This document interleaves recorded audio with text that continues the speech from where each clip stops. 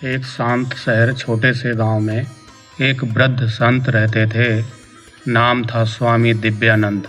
दूर दूर से लोग उनके पास ज्ञान लेने आते।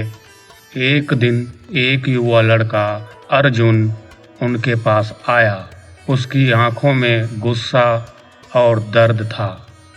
अर्जुन ने कहा, स्वामी जी, मैं जानना चाहता हूँ, ये दुनिया इतनी अन्यायपूर्ण क्यों है?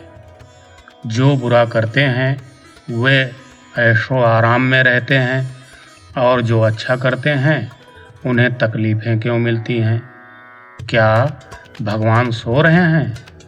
स्वामी दिव्यानंद मुस्कुराए और बोले, बेटा चलो एक छोटी यात्रा पर चलते हैं। इस सवाल का उत्तर किसी किताब में नहीं, अनुभव में छिपा है। दोनों जंगल की ओर निकल पड़े। चलते चलते स्वामी जी अर्जुन को एक जगह ले गए जहाँ एक बूढ़ा लकड़हारा पेड़ काट रहा था। उसके पास फटे कपड़े थे मगर वह खुशी से गा रहा था। अर्जुन ने कहा, स्वामी जी, ये आदमी तो गरीब है फिर भी मुस्कुरा रहा है।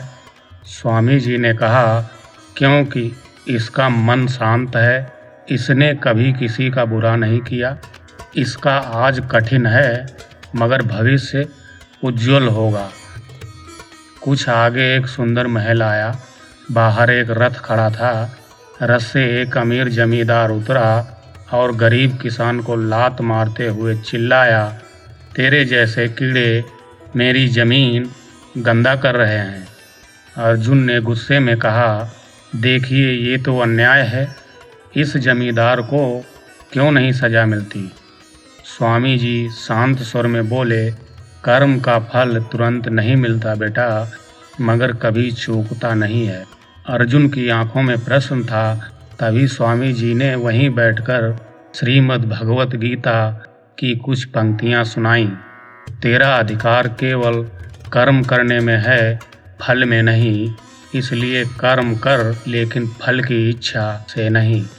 फिर उन्होंने समझाया, कभी कभी बुरे कर्मों का फल तुरंत नहीं आता। जैसे बीज बोने के बाद फल आने में समय लगता है, वैसे ही पाप और पुण्य का फल भी समय लेकर आता है।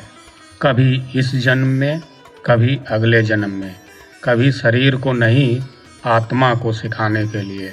अर्जुन कुछ समझने लगा था। वह गांव वापस लौट गया। वर्षों बाद वही जमींदार बर्बाद हो गया।